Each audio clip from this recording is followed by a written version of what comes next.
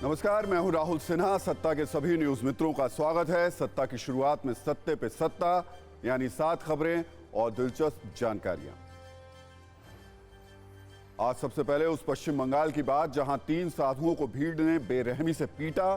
सनातन परंपरा वाले देश में साधुओं के साथ हुई यह घटना झकझोरने वाली है, लेकिन अब इस घटना में एक शेख का नाम आने से नया ट्विस्ट आ गया है, जिसमें बहुत सियासी चिंगारियां हैं। इस पर आज हमने आपके लिए एक वीडियो गाइड तैयार की है। फिर इंडिया गठबंधन की बात, जिसमें 2024 वाले कई सियासी ट्विस्ट हैं। आज भी इंडिया गठबंधन की एक बैठक हुई जिसमें इस अलायंस के कई बड़े नेता नहीं पहुंचे, लेकिन जिन लोगों के बीच मंथन हुआ उससे भी कई दिलचस्प खबरें बाहर आई हैं। इस पर भी सत्ता की कुंजी आपके लिए तैयार है। फिर गोरखपुर की गीता प्रेस के सामने एक नई चुनौती की खबर देखेंगे। देश में राममय माहौल के बीच श्री रामचरितमानस की डिमांड इतनी ज्यादा बढ़ गई है कि स्टॉक कम पड़ गया है। ये प्रेस पिछले 3 महीने से हर माह रामचरितमानस की 1 लाख कॉपी छाप रही है, फिर भी डिमांड पूरी नहीं हो रही है। वैसे इस वक्त राममय माहौल दुनिया के कई देशों में है और इसी में एक देश है मॉरिशस। यहाँ की सरकार ने हिंदू धर्म के लोगों को प्राण प्रतिष्ठा के मौके पर 22 जनवरी को 2 घंटे की छुट्टी देने की घोषणा की है। इस दौरान वो स्थानीय कार्यक्रमों में हिस्सा ले सकेंगे।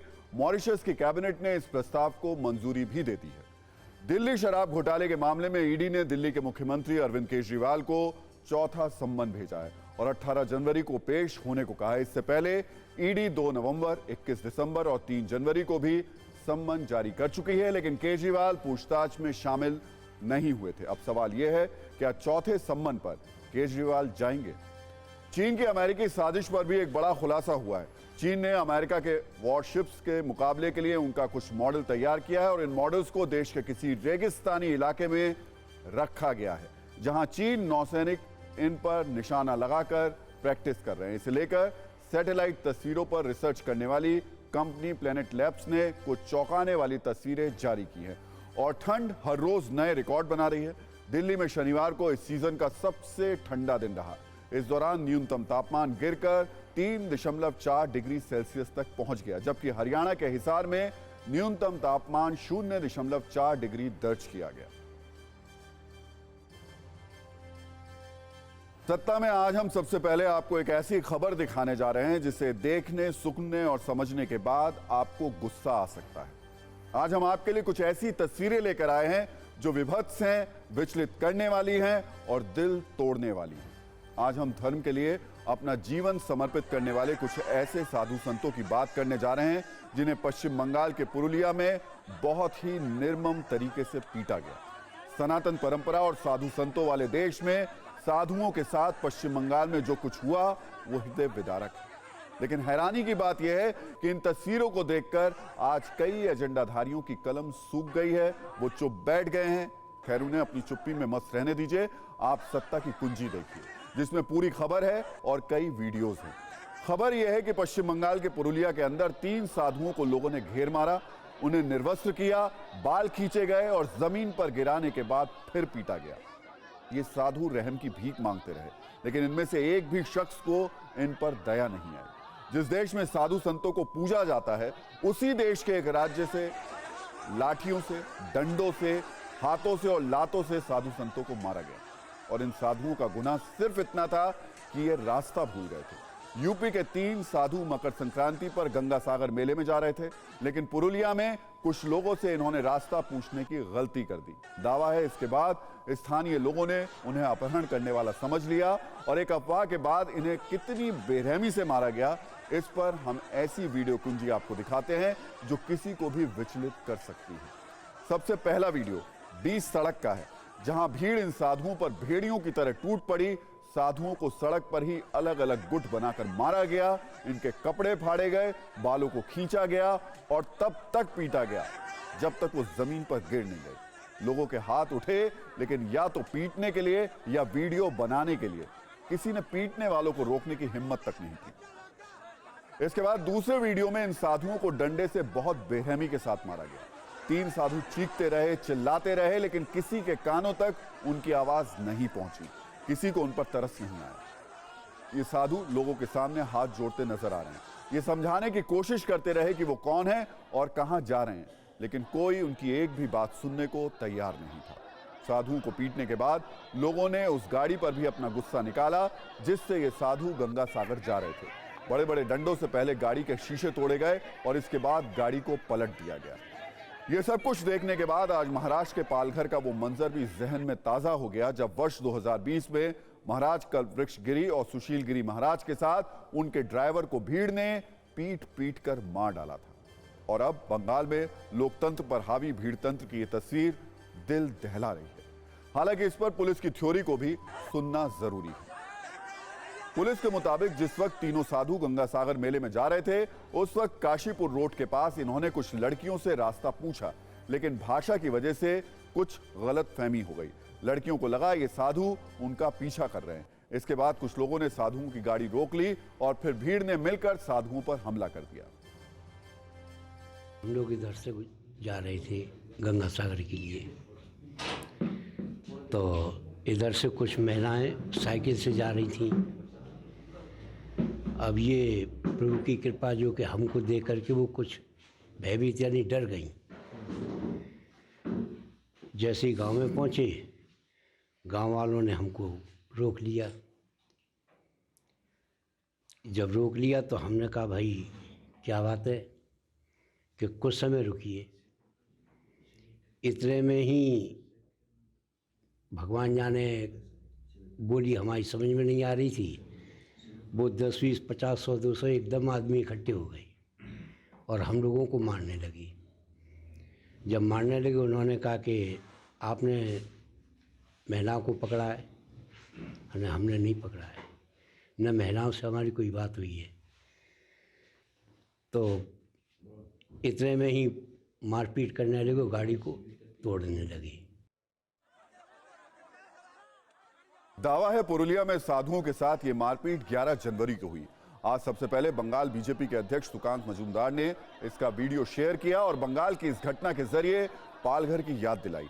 जब मामला बढ़ा तो पुलिस एक्शन में आई और 12 लोगों को गिरफ्तार भी कर लिया गया। लेकिन इस वारदात के बाद देश के साधु संतों में बहुत गुस्सा है, इसलिए सबसे पहले हम आपको इस पर एक रील दिखा देते हैं।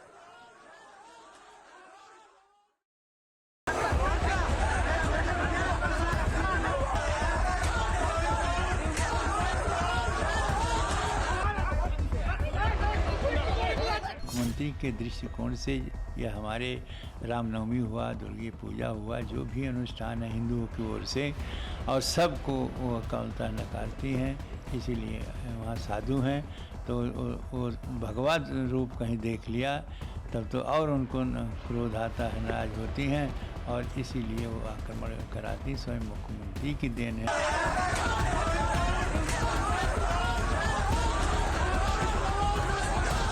अब ममता जी के अत्याचारों का को समाप्त होना है। ममता जी के हृदय में जिस प्रकार के हिंदुओं के प्रति कुंठा भरी हुई है, भगवान उस पर निर्णय करेंगे। और अभी जो घटना हुई है दुर्भाग्य का विषय, उसकी जितनी निंदा की जाए कम है। प्रत्येक हिंदू आहत है इस घटना को सुनकर देखकर। इस नाते भगवान से मैं प्रार्थना करता हूं कि अब उनका समूल विनाश होना चाहिए।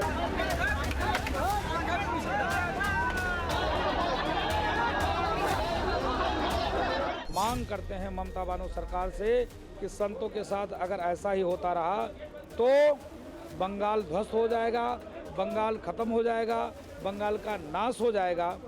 इसके नाते सरकार के द्वारा, सरकारी व्यवस्था के द्वारा इस प्रकार से ठीक नहीं है।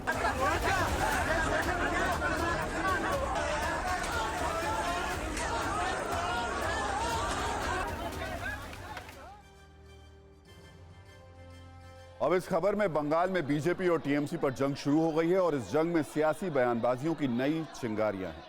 बीजेपी पूछ रही है कि आखिर ममता बनर्जी के बंगाल में हिंदू बार बार टारगेट क्यों किए जा रहे हैं। जवाब में टीएमसी का कहना है कि यह सरकार को बदनाम करने की एक साजिश है। बीजेपी का आरोप है कि बंगाल की ममता सरकार हिंदू विरोधी सरकार है, जबकि टीएमसी कह रही है धर्म वाला एंगल निकालकर असल मुद्दों से ध्यान भटकाने की कोशिश है। हालांकि इस बीच पुरुलिया से बीजेपी के सांसद ज्योतिर्मय सिंह महतो ने बहुत बड़ा दावा किया है, उसे भी सुनना बहुत जरूरी है। ज्योतिर्मय महतो के मुताबिक साधुओं की मारपीट के पीछे शेख अनवर नाम के एक शख्स का हाथ है जो एक सिविक वॉलंटियर है और उसी ने भगवा कपड़ा देखने के बाद साधुओं को लेकर गलत अफवाह फैलाई, जिसके बाद भीड़ बेकाबू हो गई। यानी बीजेपी के मुताबिक पुरुलिया में साधुओं की इस पिटाई में शेख का हाथ है। बीजेपी कह रही है यही असली बंगाल है, जहां हिंदुओं को हिंदू होने की सजा मिल रही है।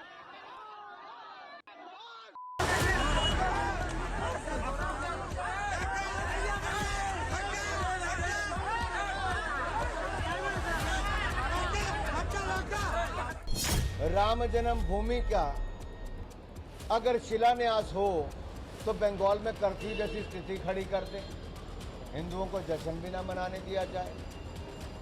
और अब हिंदू साधुओं को मारने पीटने की, उनकी हत्या तक करने का भी प्रयास किया गया। इस तरह की घटनाएं सामने आई और राज्य की सरकार मूक दर्शक बन के बैठी रही। इन साधुओं के ऊपर संदेह किए वहाँ के जो स्थानीय जो रहते हैं निवासी, उनको संदेह हुआ उनके ऊपर, क्योंकि वो 3 लड़कियों को ले जा रहे थे, उस गांव के लड़कियों को ले जा रहे थे। इस संदेह पे वहाँ के गांव के लोगों ने उनकी पिटाई की।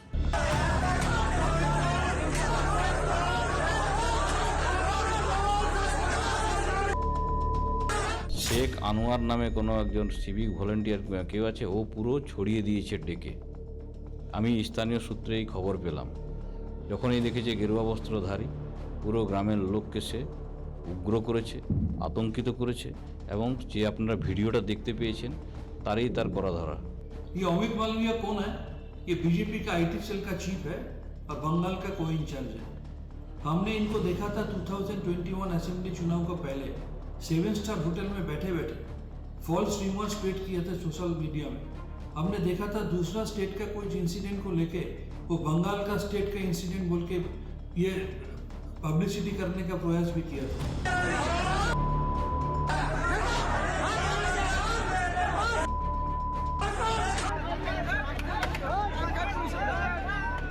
बंगाल के पुरुलिया में हिंदू साधु संतों पर जिस प्रकार का प्राणघातक हमला टीएमसी के गुंडों ने किया है वो बहुत निंदनीय है, उसको स्वीकार नहीं किया जा सकता।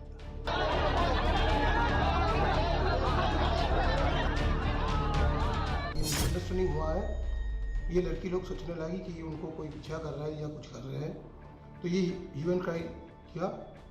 तो लोकल पब्लिक आ गई और उनको घेर के घोड़ांगी का जो दुर्गा मंदिर का पास उन लोगों को लेके गया, गाड़ी को वेंडलाइज किया एंड इनको साधु लोगों को मैन हैंडल किया। कोई सुरक्षित नहीं है पश्चिम बंगाल में, ये कानून व्यवस्था की स्थिति हो चुकी है। सवाल ये भी बनता है कि क्या इतनी नफरत, जय श्री राम से इतनी नफरत कि उनको गिरफ्तार कर देंगे? क्या इतनी नफरत हो चुकी है हिंदू होने से कि अगर कोई साधु संत जा रहे हैं तो उनको गुंडे पीट लेंगे, मार लेंगे?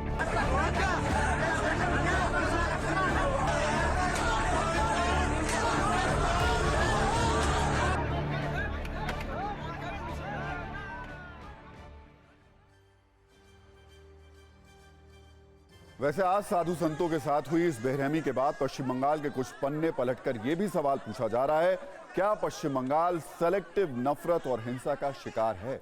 बीजेपी भी कुछ ऐसे ही आरोप लगा रही है, तो इसका आधार है हाल फिलहाल में हुई 3 ऐसी घटनाएं जो बंगाल सरकार की नीति और नियत पर सवाल उठाती हैं। इनमें सबसे पहली घटना 11 जनवरी को साधु संतों के साथ हुई मारपीट है। इसके अलावा पिछले वर्ष रामनवमी के जुलूस के दौरान हिंसक घटनाओं की भी खबरें आई थी।